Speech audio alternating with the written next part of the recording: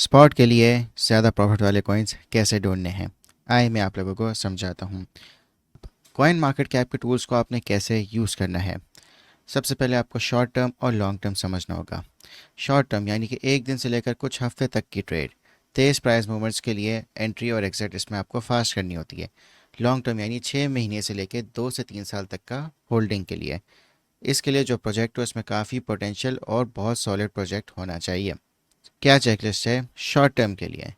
आपने जाना है कॉइन मार्केट कैप पे, ट्रेंडिंग पर जाना है और आपने यहाँ पे कॉइन्स देखने के कौन से अभी पंप कर रहे हैं और उनका आपको नाम मिलेगा। सबसे पहला रूल, कभी भी टॉप पर एंट्री मत लेना, हमेशा चार्ट को चेक करना। दूसरा तरीका ये कि आपने जाना है टॉप गेनर्स और लूजर्स में। टॉप गेनर्स में आपने देखने के कौन से कॉइन्स 20% तक पंप हो गए, तो ये हाई मूवमेंट कॉइन्स में आएगा और ये आप शॉर्ट टर्म के लिए इसमें ट्रेड कर सकते हैं। फिर आपने जाके वॉल्यूम देखनी है। कॉइन मार्केट कैप पे वॉल्यूम का पेज है, वहाँ पे जाएंगे तो आपको वॉल्यूम नज़र आएगी। तो अब हाई वॉल्यूम का मतलब है कि इसमें ज़्यादा लोग ट्रेड कर रहे हैं। लो वॉल्यूम यानी कि वो रिस्की होगा।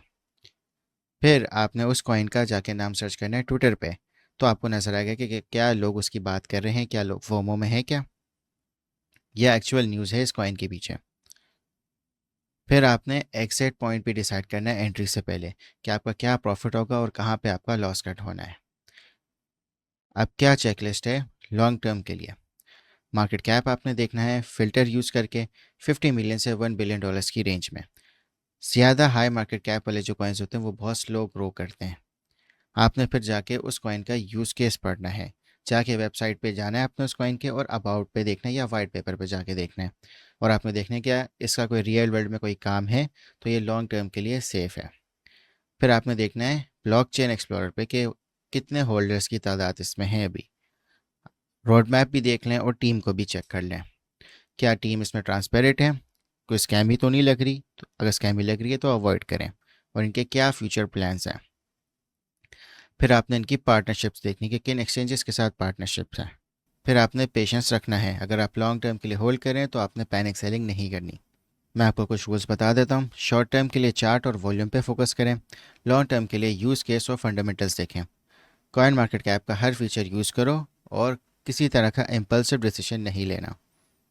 Lunar crush. लूनर क्रश क्या करता है? ये सोशल मीडिया का बज़ और कॉइन की पॉपुलैरिटी के सिग्नल्स देता है कि कौन सा कॉइन हाइप में है और क्या ये फोमो क्रिएट कर रहा है। ये सारा डेटा आपको लूनर क्रश से मिल सकता है। तो आपने इसके सोशल वॉल्यूम और इंगेजमेंट मैट्रिक्स को यूज़ करके पता लगाना है कि कौन सा कॉइन डिमांड में है। Class node. क्लास नोड आपको ऑन चेन डेटा देता है, जो वॉलेट की एक्टिविटी है, ट्रांजैक्शन वॉल्यूम और क्या इनके होल्डर्स का बिहेवियर है। लॉन्ग टर्म के लिए अगर आपने देखना है कोई कॉइन को, तो आपने देखना है कि इसके ज़्यादा होल्डर्स हैं, तो इसका मतलब है कि प्रोजेक्ट स्ट्रॉन्ग है। डेक्स टूल्स। डेक्स टूल्स जो टोकन है उसका लाइव डेटा एनालिसिस देता है। क्या ये वेल्स इनको ट्रेड कर रही हैं, क्या लिक्विडिटी है। तो आपने लिक्विडिटी और वॉल्यूम को दोनों को देखना है यहाँ पे। क्रिप्टो क्वांट, ये आपको इन्फॉर्मेशन देता है एक्सचेंज के इनफ्लोज, आउटफ्लोज और माइनर्स की एक्टिविटी। एक्सचेंज के जो इनफ्लो स्पाइक्स, इसका मतलब है कि यहाँ पे ज़्यादा सेलिंग प्रेशर है, तो आपने ऐसे कॉइन्स को अवॉइड करना है। नैनसन। नैनसन आपको स्मार्ट मनी वॉलेट्स और वेल्स का डेटा बताता है। ये बता सकते हैं कि बड़े इन्वेस्टर्स कौन से कॉइन को बाय कर रहे हैं।